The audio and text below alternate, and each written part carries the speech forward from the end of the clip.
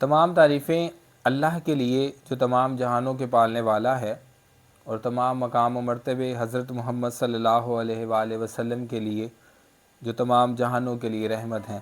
ناظرین، آج اردو قرآن میں قرآن پاک کی دوسری سورۃ مبارکہ جو ہے وہ ہم شروع کریں گے۔ اس سلسلے کا آغاز میں پہلے بھی بتا چکا ہوں کہ ہم قرآن کو آسان طریقے سے سمجھنے کی کوشش کر رہے ہیں، اور خاص طور پہ قرآن کو اردو زبان میں پڑھ کے اس کو آسان طور پہ ہم سمجھنے کی کوشش کر رہے ہیں ان معاملات کو جو ہمیں دیے گئے ہیں۔ تو قرآن مجید کی دوسری سورہ بقرہ جو ہے اس کی ابتدا جو ہے اس کی پہلی آیت الف لام میم، یہ 3 لفظ ہیں ناظرین۔ ان 3 لفظ کے بارے میں عجیب سے نظریات ہیں کہ ان لفظوں کے معنی موجود نہیں ہیں۔ بالکل ایسا ہی ہے، اس کے ترجمے میں بھی الف لام میم ہی لکھا ہوا آتا ہے، لیکن اس میں کوئی ایسا معاملہ یا ایسا کوئی چھپا ہوا راز نہیں ہے جو ہمیں کسی طرح بتایا جاتا ہے کہ یہ لفظ ایسے ہیں کہ جن کا میننگ کوئی نہیں جانتا۔ تو ناظرین، مجھے تو یہ لگتا ہے کہ جب ہمیں یہ بتا دیا گیا کہ الف لام میم کا مطلب الف لام میم ہے، تو زیادہ ہم اس میں جتنا بھی فلسفہ کر لیں وہ ہماری اپنی مرضی ہے، ہم اس کو جتنا مرضی گہرا کرتے جائیں۔ آگے فرمایا گیا، وہ بلند رتبہ کتاب کوئی شک کی جگہ نہیں، اس میں ہدایت ہے ڈر والوں کو۔ اللہ رب العزت نے اس کتاب کے بارے میں فرمایا ہے کہ یہ بلند رتبہ کتاب ہے، یہ قرآن پاک کو بلندی عطا کی گئی ہے، اور یہ ایسی کتاب ہے کہ جس میں کوئی شک نہیں ہے، اور اس میں ہدایت ہے ڈر والوں کے لیے۔ انسان اپنے معاملات کا مشاہدہ کرے تو ڈر کا جو یہاں مقام بتایا جا رہا ہے وہ یہ ہے کہ جب ہم کوئی بھی کام کرتے ہیں، کوئی بھی عمل کرتے ہیں، کوئی بھی معاملہ کرتے ہیں، تو ہمیں ڈر اس بات کا ہونا چاہیے کہ اگر آج ہم کسی کے ساتھ غلط کر رہے ہیں تو یہ دن دور نہیں کہ کل ہمارے ساتھ بھی ایسا ہو جائے۔ تو جو لوگ اس عمل سے ڈرتے ہیں، اس معاملے سے ڈرتے ہیں، اور اس وجہ سے کسی کے ساتھ زیادتی نہیں کرتے، کسی کے ساتھ غلط نہیں کرتے، قرآن انہی کو سمجھ آتا ہے۔ اگر انسان اپنے عمل کے ساتھ ڈر رکھے گا اس بات کا کہ اگر آج میں نے کسی کو جھوٹ بولا تو کل میرے ساتھ بھی کوئی جھوٹ بولے گا اور میرے ساتھ بھی بے ایمانی کرے گا، اگر آج میں نے بے ایمانی کی، تو یاد رکھیں کہ وہی لوگ متقی ہیں، وہی لوگ ڈرنے والے ہیں۔ اور اگر ہم ڈرتے ہیں تو یقیناً پھر اس کتاب سے ہمیں فائدہ حاصل ہوگا۔ یہ وہ کتاب ہے جس میں شک کی گنجائش نہیں ہے، یعنی کہ اللہ رب العزت نے اس کتاب کو شک سے، شبہ سے پاک رکھا ہے۔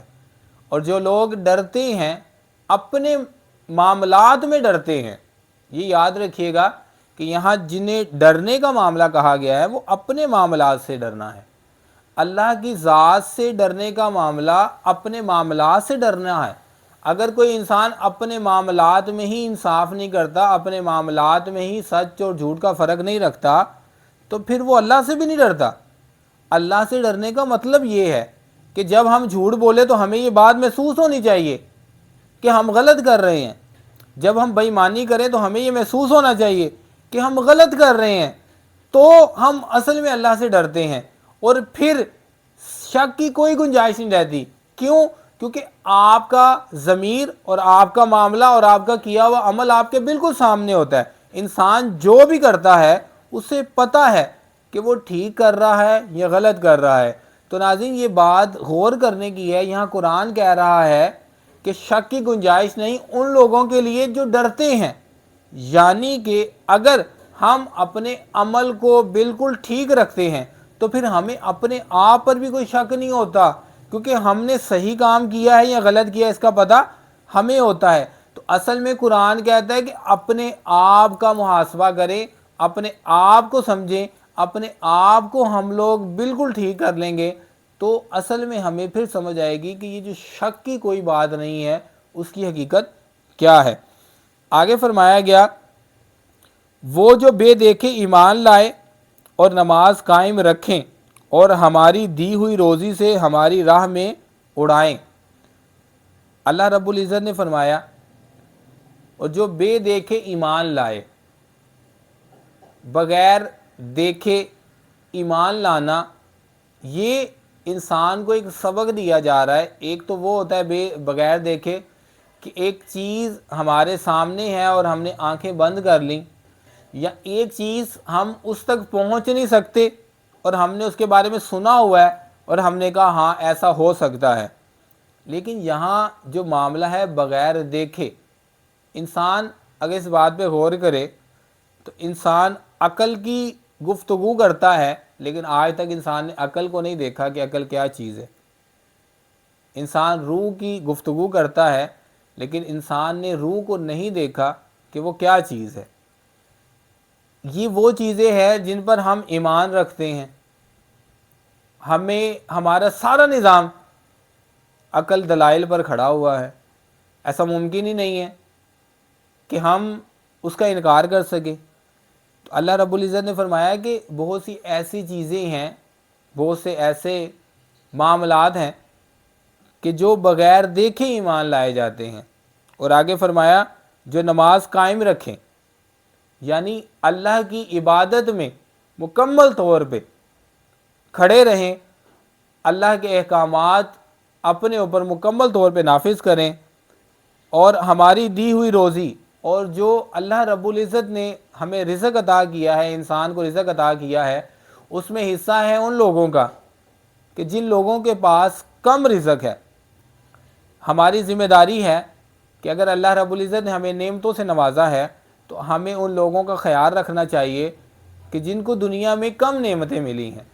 ہمارے رزق میں ان لوگوں کا حصہ ہے اور ہمیں چاہیے کہ ہم ان کے لیے کچھ کریں اگر ہم کر سکتے ہیں، اور جو لوگ کر سکتے ہیں انہیں کرنا چاہیے، کیونکہ ایمان والوں کے لیے یہ باتیں لازم ہیں۔ اور آگے فرمایا گیا وہ کہ ایمان لائے اس پر جو اے محبوب تمہاری طرف اترا اور جو تم سے پہلے اترا، اور آخرت پر یقین رکھیں۔ ایمان ماننے کو کہتے ہیں۔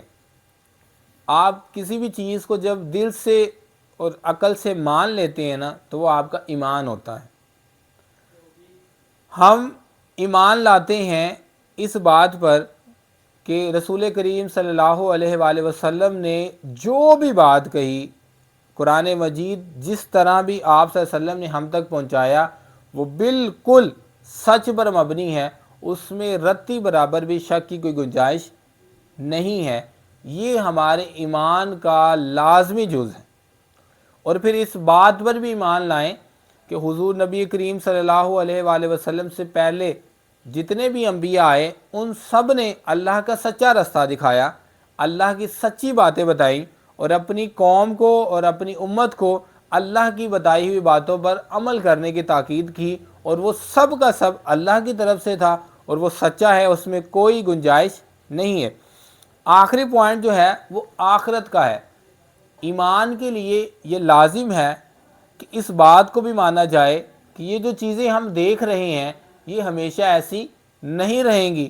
ایک دن یہ بنائی ہوئی چیز نے ختم ہونا ہے، اور اس کا ختم ہونے کے بعد ایک دن یوم حساب مقرر ہے جس میں اس کا حساب ہوگا۔ جب تک ہم اس پر ایمان نہیں لاتے ہمارا ایمان مکمل نہیں ہوتا۔ تو ہمارے لیے ضروری ہے کہ ہم اس بات پر یقین رکھیں، اور ایسا نہیں ہے کہ یہ صرف کہی جانے والی بات ہے۔ آپ کسی بھی چیز کا مشاہدہ کریں، آپ کسی بھی چیز کا مطالعہ کریں، تو آج سے 20 سال پہلے کوئی بھی چیز، وہ انسان ہو یا بے جاندار کوئی چیز ہو یا کوئی بھی چیز ہو، جو پہلے موجود تھی لیکن آج موجود نہیں ہے، یعنی اس چیز کا حشر ہو چکا ہے، وہ چیز ایکسپائر ہو چکی ہے، وہ چیز ختم ہو چکی ہے۔ یعنی ہمارے سامنے روزانہ ایسے معاملات ہوتے ہیں کہ جو لوگ پہلے ہمارے درمیان موجود تھے وہ آج ہمارے درمیان موجود نہیں ہیں۔ یہ آخرت کی سب سے بڑی دلیل ہے کہ ایک دن بنی ہوئی چیز، دنیا میں آئی ہوئی چیز نے ختم ہونا ہے، اور یہی آخرت کی سب سے بڑی نشانی ہے۔